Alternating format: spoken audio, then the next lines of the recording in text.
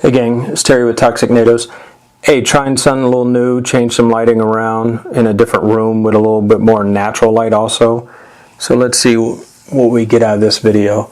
So this is a Damasko DC67. This is not my watch. It came in for service from a friend of mine and he said I could do a review on it. It's a really sweet watch.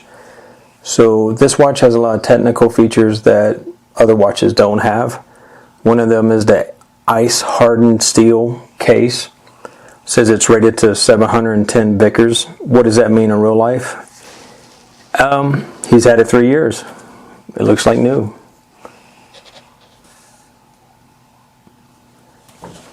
So maybe the ice hardened steel is legit. I don't know. I've never owned one. I've never had the chance to punish one, but maybe one day.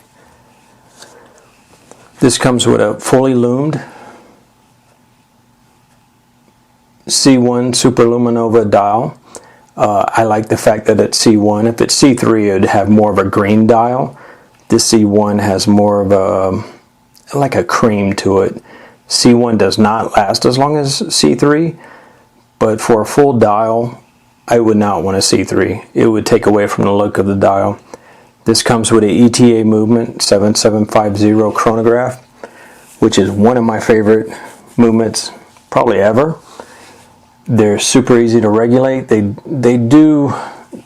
are harder to service, but once you regulate one of these, you can get it down to where it only loses a couple seconds a day. And they're really robust. I've put a lot of them through everyday life, working in the yard, on the car, everything, and never had a problem with them. The only thing with them is that they're a tall movement, so you need a taller case to hold it. And sometimes that can be tough if you have a smaller wrist. This is, I think maybe online they call this a decorated movement. When you open it up, it does not look decorated. The rotor's not decorated. It's a plain 7750.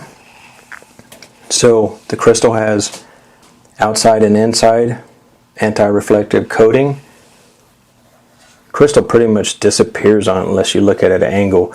I'm not a fan of the outside outer coating. Let me restate that. I'm a fan of it when it's not scratched. Once it's scratched, you see it no matter what. But until it's scratched, it looks great. Look at that. You can't, the dial just screams at you almost at any angle. Looks really great. So this watch has a screw down crown, 100-meter water resistant, drilled lugs. Says it has Vuitton gaskets.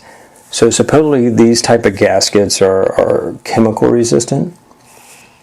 I've heard that, but I also heard that they're really hard, so they lose some of the properties of a regular gasket, so they don't seal as well.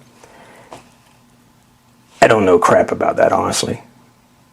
In my experience, they've worked great. So as regular gaskets, but I've seen regular gaskets start to deteriorate and actually break down the stainless steel on a case. I had one happen on a Seiko SKX recently. Pretty disappointing, but the gaskets hadn't been changed in 15 years. So this watch does not have screw down pushers, which at 100 meters, I don't think it should. And in all honesty, you shouldn't be operating the pushers underwater because you're pretty much not going to be able to see these dials real well. Maybe if it had a dome crystal, you can, but I don't think with a flat one. Bezel operation on this. Really nice and tight, precise, no backlash to it. So what's funky about this watch is look at the lugs on that. Look how narrow those lugs are. So it's got 2.4 millimeter thick lugs. Pretty cool. They don't take away from the case design. They're not, sometimes watches tend to have super wide lugs and they can take away from the look of the actual case. So I put the skinniest spring bars on here I could, which is 1.78 millimeters, and it's still kind of close to the case on this watch. So the biggest strap you can fit on this is, well, the thickest strap you can fit on this is probably 1.3 millimeters. Anything thicker would not fit. Is that disappointing? Kind of, but you know what? You don't need much of a strap to fit on it. It comes with a really nice leather one. Let's see how many. See if I can even get this measurement. Let's do it this way. Let's slide. Sorry, I'm using my phone as the remote operation for this watch, and I forgot to turn off my notices, so I'm sorry. So right here, if you look, that's a 1.2 millimeter strap. You have almost no play in between those lugs. But one good thing is this strap wears great on this watch. So my wrist is at 7 1/4. Let's see what this looks like.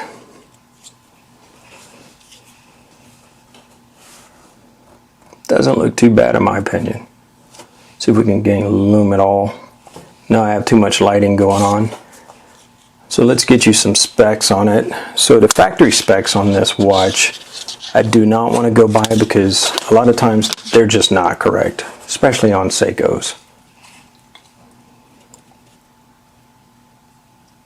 Lug to lug, 49.9.